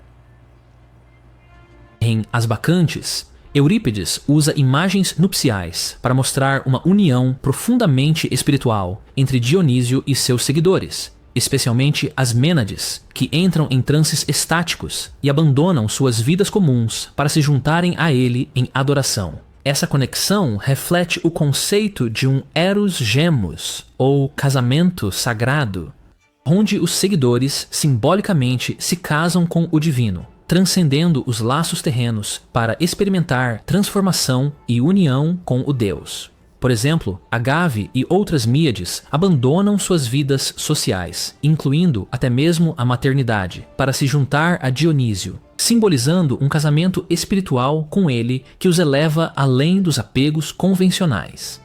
Mais tarde, o coro se refere a Dionísio como o noivo da alegria, enquadrando sua dança extasiada como uma cerimônia nupcial, fundindo-se com ele em uma união poderosa que apaga as fronteiras entre o mortal e o divino. Este tema tem uma forte semelhança com a imagem cristã de Jesus como noivo da igreja, onde os fiéis se tornam um com ele, refletindo um casamento espiritual. Assim como os seguidores de Dionísio, os primeiros cristãos imaginavam sua conexão com Jesus como algo tanto transformador quanto transcendente, criando um laço além dos relacionamentos mundanos. Ambas as tradições captam a ideia de se entregar a um parceiro divino, buscando libertação, unidade e renascimento espiritual. Para uma exploração mais aprofundada, se estiver interessado em saber mais, veja Ancient Mystery Cults, de Walter Burkhardt, e Dionysus, Archetypal Image of Indestructible Life, de Carl Carini, que discutem o tema do casamento sagrado no culto dionisíaco e sua profundidade espiritual. Veja, o culto a Dionísio na Palestina importava porque João, o autor do Evangelho, provavelmente veio de lá. Seu conhecimento da geografia local, como o Poço de Jacó em Samaria, o tanque de Siloé e o tanque da Porta das Ovelhas, provava que ele era de lá. João até traduz termos hebraicos e aramaicos para um público mais amplo. Rabi significa professor, Messias significa o ungido e Kefas significa Pedro. Quanto mais forte era a adoração a Dionísio na Palestina e no Levante, mais João se sentiria compelido a abordá-la como uma rival ao cristianismo primitivo. Quero dizer, o fato é que, antes do cristianismo prevalecer, Dionísio era provavelmente a principal figura religiosa no mundo. Seu culto tinha raízes profundas na Palestina, especialmente entre as populações helenizadas. O vinho era central para a economia local, então imagens de folhas de videira, uvas e taças apareciam em relevos e moedas judaicas. Moedas de Damasco, Citópolis, Rafia, Cesareia, Eleia e possivelmente Filadélfia, atualmente Amã, até mesmo mostravam o próprio Dionísio. Olhe para o mapa. Todas essas localidades na região que chamamos de Israel, Palestina, tiveram moedas desenterradas que tinham Dionísio nelas. Isso é literalmente no quintal do próprio Jesus. Quando Alexandre o Grande conquistou o Oriente, ele transformou a cidade galileia de Bet-sheba, Cheion, que ficava apenas 18 milhas a sudeste de Nazaré, transformou-se em uma cidade grega chamada Citópolis, em homenagem aos míticos guardas citas de Dionísio. Também era chamada de Nissa Citópolis, em referência ao lugar onde, segundo o mito, Dioniso foi criado por uma ninfa chamada Nissa. Disse que Dioniso nasceu e foi enterrado lá. Isso é 18 milhas de Nazaré, cidade de Jesus. E até fundou a cidade. Em meados do século III a.C., Ptolomeu Filadelfo II, um grande apoiador de Dionísio, expandiu ainda mais a cidade. Estátuas e altares encontrados por arqueólogos confirmam que o culto a Dionísio era forte ali, mesmo até o século II depois de Cristo. Quando Marco Antônio, um grande admirador de Dionísio, chegou em Éfeso, ele entrou como o próprio Dionísio.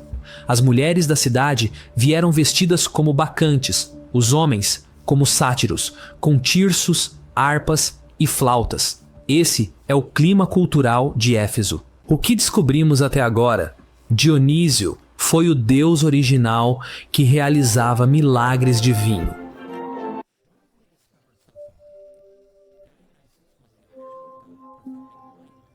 Vimos como, em locais onde se acreditava que a presença de Dionísio habitava, nascentes e fontes que normalmente fluíam com água, milagrosamente se transformariam em vinho, às vezes por dias, em certas épocas do ano. Em alguns relatos, 3 caldeirões vazios seriam encontrados cheios de vinho pela manhã. Outros contos descrevem adoradores bebendo este vinho doce no templo quando a presença do Deus estava lá e ele aparecia. No entanto, no momento em que saíam da sua presença, fora da vista do templo, aquele vinho retornava à água, o que era originalmente.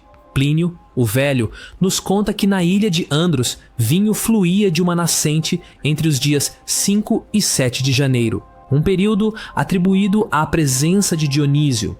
Pausânias, em sua descrição da Grécia, e Ateneu, ambos ecoam este mesmo evento. Embora eles não forneçam datas, graças a Plínio, podemos conectar essas fontes ao mesmo fenômeno miraculoso, uma epifania do poder de Dionísio, em 6 de janeiro. Seria notável obter datas mais específicas. Para um evento semelhante mencionado por Diodoro Sículo, que descreve o milagre de Dionísio em um templo em Taos, se isso ocorreu na mesma época do ano, seria ainda mais impressionante. Por quê? Porque este relato envolve o infante Dionísio como uma divindade recém-nascida.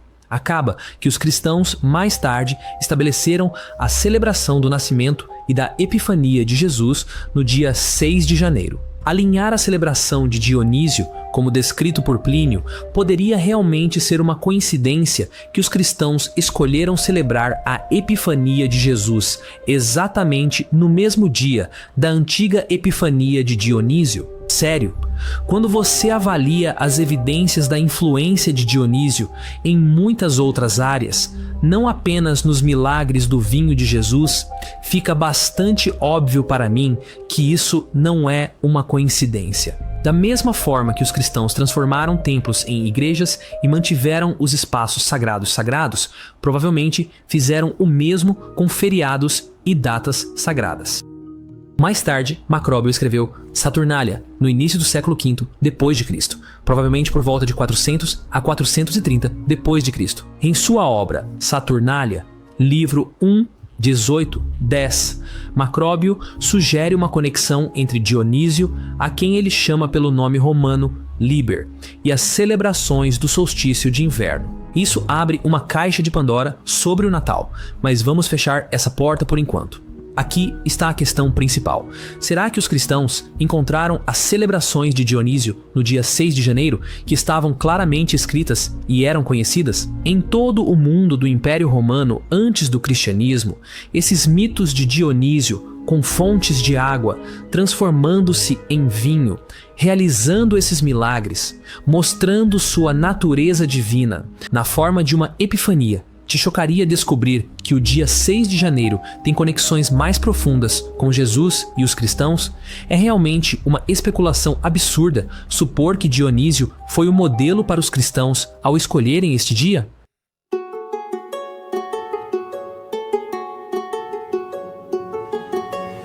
Obrigado por fazer parte disso. As conexões entre Jesus e Dionísio se aprofundam. Este vídeo não se concentra em solidificar as conexões do Novo Testamento com Dionísio e a morte. Você precisa ver meu documentário sobre Dionísio e Jesus para mais pistas textuais sobre essas conexões. É provável que a celebração cristã da Epifania de Jesus tenha se originado na parte oriental do Império Romano de língua grega, como uma festa para homenagear o batismo de Jesus. Clemente de Alexandria, escrevendo por volta de 200 anos depois de Cristo, observou que, mas os seguidores do antigo mestre religioso gnóstico cristão, Basílides, também celebram o dia do batismo dele, passando a noite anterior em leituras, e dizem que foi no 15º dia do mês Tibi, do 15º ano de Tibério César, e alguns dizem que foi observado no 11º do mesmo mês, Clemente de Alexandria, por volta do ano 200 depois de Cristo. As datas fornecidas correspondiam a 6 e 10 de janeiro. Os seguidores de Basílides, uma seita gnóstica, passavam a noite lendo, sugerindo que estavam lendo os evangelhos. É possível que sua leitura litúrgica de Marcos possa ter coincidentemente levado à celebração do batismo de Jesus em 6 de janeiro? Com certeza. Mas será que há algo mais nisso? A menção mais antiga de Epifania como festa cristã vem de Aminaeus Marcellinus, no ano 361 depois de Cristo, onde é listada 2 vezes, possivelmente indicando uma celebração dupla do batismo e nascimento de Jesus. A conexão entre o nascimento e o batismo de Jesus pode ter origem em uma leitura de Lucas, capítulo 3, versículo 23, que diz que Jesus tinha cerca de 30 anos quando foi batizado. Epifânio de Salamina, escrevendo entre 374 a 377 depois de Cristo em sua obra Panarion, refere-se a 6 de janeiro como o aniversário de Cristo, ou seja, sua Epifania. Ele também diz que o milagre em Caná aconteceu nesse dia. De acordo com Epifânio, o batismo de Jesus ocorreu no dia 6 de novembro.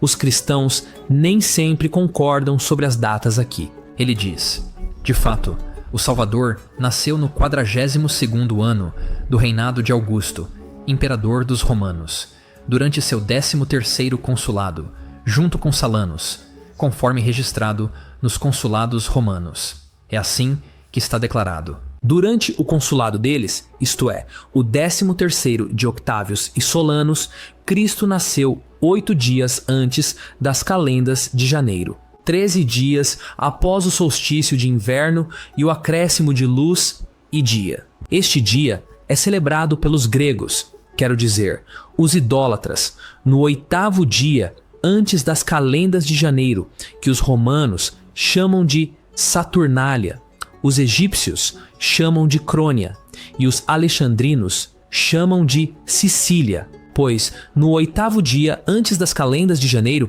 esta divisão ocorre, que é o solstício, e o dia começa a aumentar à medida que a luz ganha adição, completando um total de 13 dias até o 8º dia antes das calendas de janeiro. Cada dia somando 30 horas até o dia do nascimento de Cristo.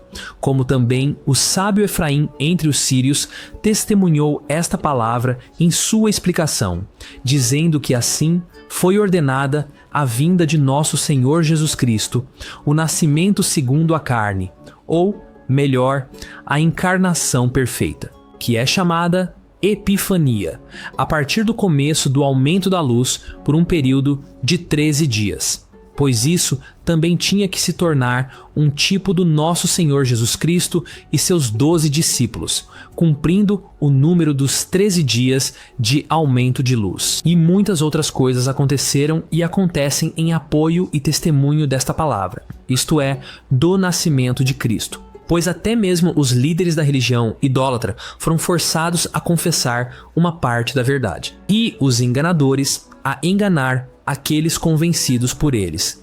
Idolatradores, em muitos lugares, realizam um grande festival na própria noite da Epifania, para que aqueles que esperam na enganação não busquem a verdade. Primeiro, em Alexandria, no chamado Corium, havia um grande templo, que é o recinto de Cori. Por permanecerem acordados a noite inteira com certas canções e flautas tocando para o ídolo e passando a noite toda após o cantar dos galos, eles descem com tochas para um determinado santuário subterrâneo e trazem uma certa estátua de madeira sentada em uma liteira, nua, com um selo dourado de uma cruz na testa, e 2 outros selos semelhantes em cada mão, e outros 2 nos 2 joelhos. Juntos, os 5 selos feitos de ouro, e eles carregam essa estátua ao redor do templo central 7 vezes com flautas, tambores e hinos, e após a celebração,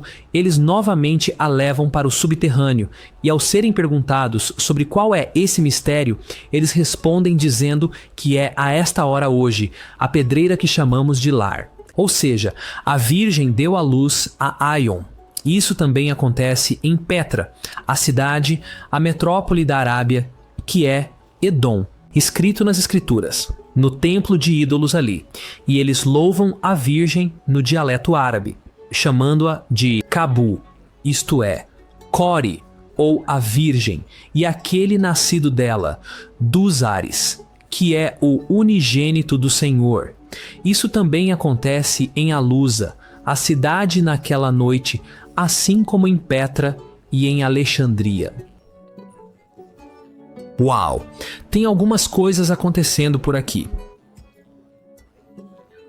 Epifânio de Salamina, escrevendo no século IV, afirmou que 6 de janeiro era tanto o aniversário de Jesus quanto o dia de sua epifania, sua aparição divina. Ele também disse que o milagre em Caná, onde Jesus transformou água em vinho, aconteceu nesse mesmo dia. Ele coloca o batismo de Jesus em uma data diferente, é claro, 6 de novembro. Ele explica que Jesus nasceu durante o reinado do imperador romano Augusto e que seu nascimento, que ocorreu logo após o solstício de inverno, simbolizava o aumento da luz no mundo. Epifânio aponta que por volta dessa época, os gregos, romanos, egípcios e outros celebravam festivais que marcavam o solstício e o renascimento da luz. Ele descreve como, nessas celebrações, cada dia aumentava a luz, ligando simbolicamente esse aumento de luz ao nascimento de Jesus e aos seus 12 discípulos, totalizando 13. Epifânio, então, critica as celebrações pagãs, dizendo que elas imitam as ideias cristãs. Resumindo, isso significa que ele acredita que esses praticantes de idolatria de várias culturas roubaram e modelaram a ideia de Cristo, da mensagem cristã. Ele descreve uma celebração específica em Alexandria, onde as pessoas adoravam a deusa Cori, ou seja, Perséfone, no dia 6 de janeiro. Durante este festival, as pessoas ficavam acordadas a noite toda cantando e, ao amanhecer, traziam uma estátua marcada com cruzes douradas, que desfilavam pelo templo como um nascimento simbólico do deus Ião. Ião é outro nome associado a Dionísio. Cerimônias semelhantes aconteceram em Petra e em outras cidades, onde celebravam o nascimento de um deus chamado dos Ares, que acreditavam ter nascido de uma deusa virgem chamada Cabu, em árabe, que significa a Virgem ou Cori. Para aqueles que talvez não saibam, Cori é outro nome para Perséfone, que em alguns mitos é considerada a mãe de Dionísio. Este é um ponto muito poderoso, porque na mitologia órfica, nos mistérios órficos de Dionísio, Perséfone é a deusa do submundo. Até Dioniso a resgata do submundo. Assim, ao nascer a partir de Perséfone, em vez de Semele, ele se torna o deus dos vivos e dos mortos. O nome Ion também é usado para se referir a Dionísio em escritos antigos.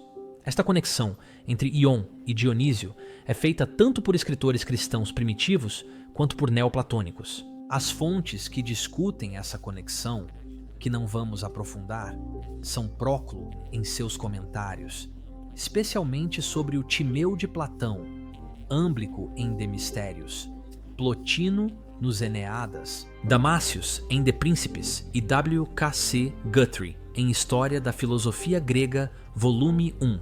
Ele discute essas ideias na página 478. Mas à medida que o cristianismo se desenvolveu, o dia 6 de janeiro, agora a Epifania, tornou-se uma celebração do nascimento de Jesus, a visita dos magos, o seu batismo e o milagre em Caná. Por volta do ano 354, a Igreja Ocidental dividiu essas celebrações, o dia 25 de dezembro para o Natal e o dia 6 de janeiro para a Epifania, dedicado aos magos, ao batismo e ao casamento em Caná. Regiria, uma peregrina no ano 385 d.C., descreveu as festividades da Epifania em Jerusalém e Belém, celebrando o nascimento de Jesus. No início do V século, São João Cassiano registrou que os mosteiros egípcios celebravam tanto a natividade quanto o batismo no dia 6 de janeiro, uma tradição que a Igreja Apostólica Armênia ainda honra até os dias de hoje, celebrando o dia 6 de janeiro como o nascimento de Jesus.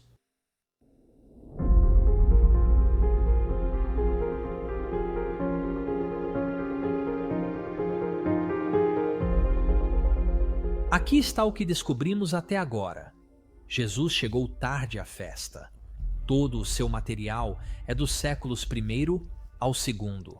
Nós voltamos no tempo. Só para dar a você um vislumbre dos relatos mais antigos de Dionísio aparecendo na história em linear B.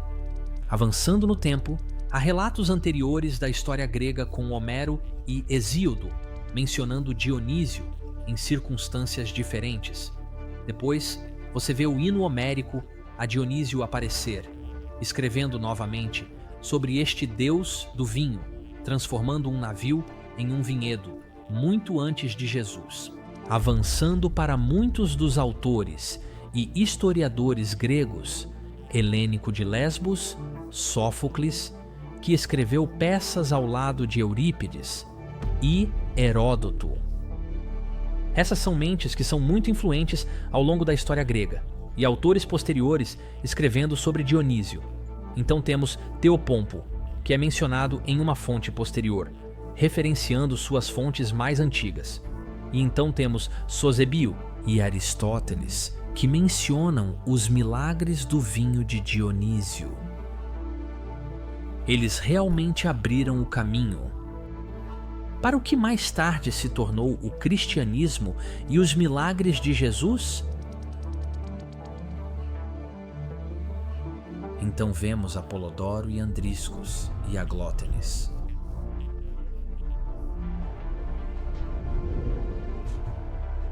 Também Ovídio e Diodoro Sículo. Todos escrevendo sobre os milagres de Dionísio e seu poder sobre a natureza. Mas com o passar do tempo, Dionísio se torna cada vez mais do que apenas um deus do vinho. Ele é o Logos nos mistérios órficos, e esses autores estão mostrando o quanto seu culto é predominante em todo o mundo greco-romano, o exato lugar onde o cristianismo nasceu. Então, quando você ouvir pessoas resistindo à ideia de que Jesus teve influência de Dionísio, ou eles só querem insistir que foi tudo influência cristã posterior, eles realmente são ignorantes sobre o que estão falando. Eles não estão olhando para as fontes com bom senso. Veja quantos autores apareceram antes do material, ou até mesmo na época em que os evangelhos surgiram. E todos eles destacam, antes do evangelho de João aparecer, o poder de Dionísio sobre o vinho e muito mais. Aqui, P52, já observamos. Os estudiosos acreditam que é do final do segundo, início do terceiro século. Isso não significa que o evangelho foi escrito nessa época. Provavelmente foi escrito um pouco antes, em algum momento do segundo século. No entanto, foi claramente escrito, indicando evidências de inspiração do mundo greco-romano mais amplo. E então temos autores, durante e após este período, que eu queria destacar, que mencionamos durante este documentário, que dão indicações claras, que todos eles estão cientes da tradição de longa data de Dionísio. É por isso que muitos dos pais da igreja, ao separarem o cristianismo e Jesus de Dionísio, queriam separar e dizer que, na verdade, eles copiaram os nossos através dos poderes de Satanás, prevendo de antemão. Então olhe para o mapa. Vê onde está a linha vermelha? Veja, é onde Jesus no Evangelho de João aparece. Temos que ignorar tudo isso que veio antes e fingir que esta história específica de Jesus foi criada em um vácuo. Boa tentativa, apologista. Observe que focamos apenas em uma afirmação dos apologistas, especificamente a transformação de água em vinho por Michael Jones. Aqui está na verdade. Eu tive que cortar muito mais informações sobre as fontes, porque em todas as sessões deste documentário, muito, e quero dizer muito mais, pode ser adicionado para solidificar meu ponto. Eu sei, pela experiência de quando eu era crente, que havia uma guerra dentro de mim entre a minha experiência e os fatos. Eu me voltei para apologistas e sua confiança para tornar minha fé inteligente e, historicamente, a única religião verdadeira. Minha jornada rumo ao desconhecido me levou a perceber que, para eles, não se trata realmente de fatos. É muito mais sobre fé e segurança além deste mundo, após esta coisa que chamamos de vida. Quero dizer, sejamos realistas, a vida é difícil e todos procuram respostas para seu enigma. No entanto, escolhi o caminho difícil de nadar contra a corrente em relação ao que me foi dito e ensinado a acreditar. Não quero que ninguém que assista a isso mire qualquer apologista específico com ódio ou raiva, mas que realmente sinta compaixão e empatia por eles. Eles estão presos em um ciclo vicioso de defender algo que nunca poderia ser provado. Eles se esforçam para manter o castelo de pé. Este castelo, ou casa da verdadeira fé histórica, e suas apologias, se sairia melhor se mudassem suas táticas em vez de fazerem afirmações absurdas. Assim como Cristo disse, eu agora digo: todo aquele que ouve estas minhas palavras e não as coloca em prática é como um homem insensato que construiu sua casa sobre a areia. A chuva caiu, os rios transbordaram e os ventos sopraram e bateram contra essa casa, e caiu com um grande estrondo. Mais pessoas se levantarão diante dos fatos de que o cristianismo surgiu dentro da estrutura mítica de todos os deuses e heróis populares no mundo em que nasceu. Não é apenas parecido, está literalmente extraindo do mesmo tecido cultural e temas literários míticos desses outros cultos populares. O cristianismo, em sua essência, é outro culto de mistério yahvístico, com seu semideus Jesus, afirmando ser a verdadeira videira, transformando água em vinho. Seu primeiro milagre, como uma epifania de que ele é verdadeiramente divino, muito depois dos famosos relatos de Dionísio fazendo a mesma coisa. Para mim, esta mensagem é verdadeiramente libertadora. Mostrar as conexões compartilhadas entre essas histórias torna o mundo um lugar maior, com menos exclusividade e um patrimônio compartilhado que todos podemos apreciar. Eu amo as histórias de Jesus, assim como amo as histórias dos deuses em outros lugares. Claro, nem tudo é moralmente bonito, mas essas histórias são a nossa história, as nossas histórias de antigamente. E no dia em que reconhecermos essas claras conexões entre essas culturas, religiões e cultos, etc., veremos menos tribalismo na religião. No próximo documentário, vamos examinar William Lane Craig com cuidado, e talvez eu refute a afirmação absurda de Frank Turek de que o mitraísmo veio depois do cristianismo. Por favor.